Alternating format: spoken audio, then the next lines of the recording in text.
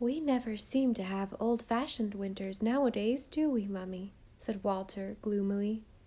For the November snow had gone long ago, and all through December Glen St. Mary had been a black and somber land, rimmed in by a gray gulf, dotted with curling crests of ice-white foam.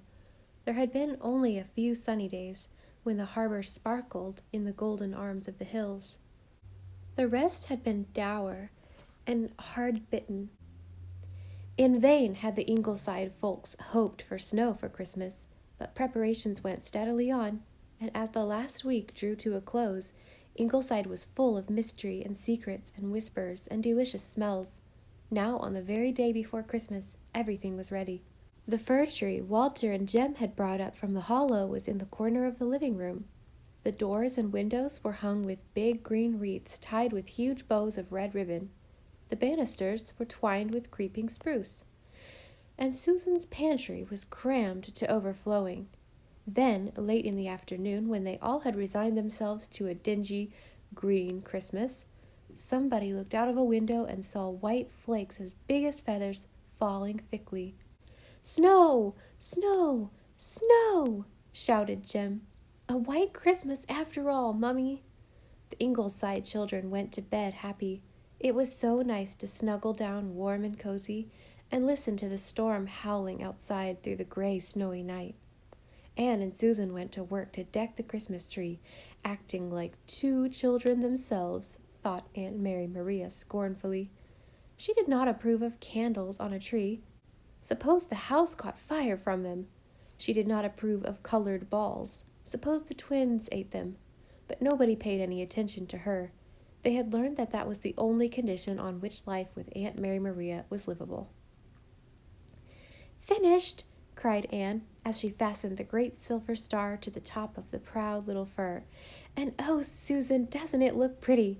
Isn't it nice we can all be children again at Christmas without being ashamed of it? I'm so glad the snow came, but I hope the storm won't outlast the night." "It's going to storm all day tomorrow," said Aunt Mary Maria positively. "I can tell by my poor back." Anne went through the hall, opened the big front door, and peered out. The world was lost in a white passion of snowstorm. The window panes were gray with drifted snow. The Scotch pine was an enormous, sheeted ghost. "It doesn't look very promising," Anne admitted ruefully. "God manages the weather yet, Mrs. Doctor dear, and not Miss Mary Maria Blythe," said Susan over her shoulder. "I hope there won't be a sick call tonight at least," said Anne as she turned away. Susan took one parting look into the gloom before she locked out the stormy night. "Don't you go and have a baby tonight," she warned directly in the direction of the upper glen where Mrs. George Drew was expecting her fourth. In spite of Aunt Mary Maria's back, the storm spent itself in the night, and morning filled the secret hollow of snow among the hills with the red wine of winter sunrise. All the small fry were up early, looking starry and expectant. "Did Santa get through the storm, Mummy?" "No, he was sick and didn't dare try," said Aunt Mary Maria, who was in a good humor for her and felt jokey. "Santa Claus got here all right," said Susan before their eyes had time to blur. "And after you've had your breakfast, you'll see what he did to your tree." After breakfast, Dad mysteriously disappeared, but nobody missed him because they were so taken up with the tree. The lively tree, all gold and silver bubbles, and lighted candles in the still dark room, with parcels in all colors and tied with the loveliest ribbons piled about it. Then Santa appeared, a gorgeous Santa, all crimson and white fur, with a long white beard and such a jolly big stomach. Susan had stuffed 3 cushions into the red velveteen cassock Anne had made for Gilbert. Shirley screamed with terror at first, but refused to be taken out for all that. Santa distributed all the gifts with a funny little speech for everyone, in a voice that sounded oddly familiar even through the mask. And then just at the end his beard caught fire from a candle, and Aunt Mary Maria had some slight satisfaction out of the incident, though not enough to prevent her from sighing mournfully. "Ah, me. Christmas isn't what it was when I was a child." She looked with disapproval at the present little Elizabeth had sent Anne from Paris, a beautiful little bronze reproduction of Artemis of the Silver Bow. "What shameless hussy is that?" she inquired sternly. "The goddess Diana," said Anne, exchanging a grin with Gilbert. "Oh, a heathen? Well, that's different, I suppose. But if I were you, Annie, I wouldn't leave it where the children can see it. Sometimes I am beginning to think that there is no such thing as modesty left in the world. My grandmother," concluded Aunt Mary Maria, with the delightful inconsequence that characterized so many of her remarks, "never wore less than 3 petticoats, winter and summer." Aunt Mary Maria had knitted wristers for all the children out of a dreadful shade of magenta yarn, also a sweater for Anne. Gilbert received a bilious necktie, and Susan got a red flannel petticoat. Even Susan considered red flannel petticoats out of date, but she thanked Aunt Mary Maria gallantly.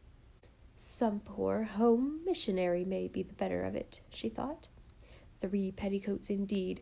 I flatter myself I am a decent woman, and I like that Silver Bow person.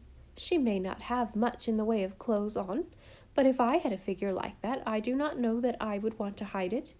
But now to see about the turkey stuffing. Not that it will amount to much with no onion on it." Ingleside was full of happiness that day, just plain old-fashioned happiness, in spite of Aunt Mary Maria, who certainly did not like to see people too happy. "White meat only, please. James, eat your soup quietly. Ah, you are not the carver your father was, Gilbert. He could give everyone the bit she liked best. Twins, older people would like a chance now and then to get a word in edgewise. I was brought up by the rule that children should be seen and not heard. No, thank you, Gilbert, no salad for me. I don't eat raw food. Yes, Annie, I'll take a little pudding. Mince pies are entirely too indigestible." "Susan's mince pies are poems, just as her apple pies are lyrics," said the doctor. "Give me a piece of both, Anne girl." "Do you really like to be called girl at your age, Annie? Walter, you haven't eaten all your bread and butter. Plenty of poor children would be glad to have it. James, dear, blow your nose and have it over with. I cannot endure sniffling." But it was a gay and lovely Christmas. Even Aunt Mary Maria thawed out a little after dinner, said almost graciously that the presents given her had been quite nice, and even endured the shrimp with an air of patient martyrdom that made them all feel a little ashamed of loving him. "I think our little folks have had a nice time," said Anne happily that night, as she looked at the pattern of trees woven against the white hills and sunset sky, and the children out on the lawn busily scattering crumbs for birds over the snow. The wind was sighing softly in the boughs, sending flurries over the lawn and promising more storms for the morrow. But Ingleside had had its day. "I suppose they had," agreed Aunt Mary Maria. "I'm sure they did enough squealing anyhow. As for what they have eaten, well, you're only young once, and I suppose you have plenty of castor oil in the house."